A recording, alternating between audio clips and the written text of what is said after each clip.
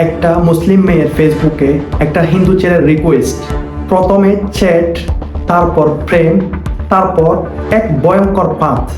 চিত্তাহরণ বিশ্বাস থেকে রোহান শিকদার। মিথ্যা ধর্মীয় পরিচয়ে প্রেমের বাঁধে পেলে প্রতারণা। মুসলিম নাবালিকা মেয়ের সাথে অবৈধ সম্পর্ক হিন্দু যুবকের। মুসলিম নারীকে প্রেমের বাঁধে পেলে ধর্মান্তরিত, অতঃপর শ্বাসরুদ্ধ করে হত্যা করে হিন্দু। মুসলিম নারীকে প্রেমের বাঁধে পেলে ধর্মান্তরিত করার অপচেষ্টা। মুসলিম মেয়েদেরকে প্রেমের বাঁধে ফেলার নির্দেশ হিন্দুত্ববাদী নেতার। নাম ভালোবাসার, কিন্তু ভিতরে লুকানো আছে যার ধর্ম ধ্বংসের এক ভয়ঙ্কর পরিকল্পনা, যার পিছনে লুকিয়ে আছে হিন্দুত্ববাদীদের সুপরিকল্পিত ষড়যন্ত্র।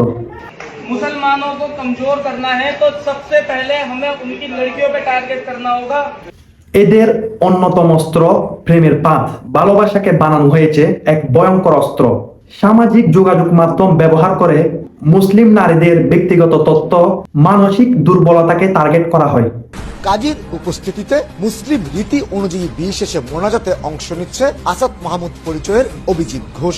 এটি শুধু একটি পাদ না, এটি একটি সুপরিকল্পিত মিশন মুসলিম সমাজকে ভিতর থেকে ভেঙে ফেলার।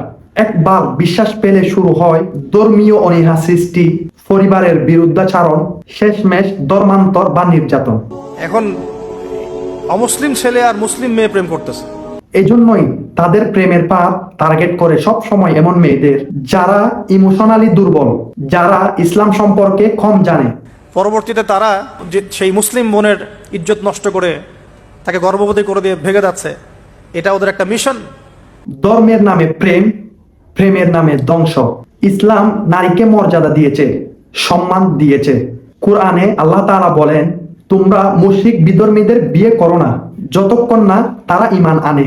আমার প্রিয় ভাই ও বোনেরা, সময় এসেছে জেগে ওঠার।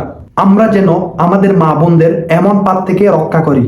ইসলাম আমাদের যে দায়িত্ব দিয়েছে, আমরা যেন তা সঠিকভাবে পালন করি। একজন মুসলিম নারীকেও যদি বাঁচানো যায় এই ভিডিও দেখে, তাহলে এটাই হবে আমাদের সার্থকতা। আমরা কেউ নায়ক নয়, কিন্তু একজন মানুষের ঈমান বাঁচাতে পারলে সেটাই আমাদের জন্য বিজয়।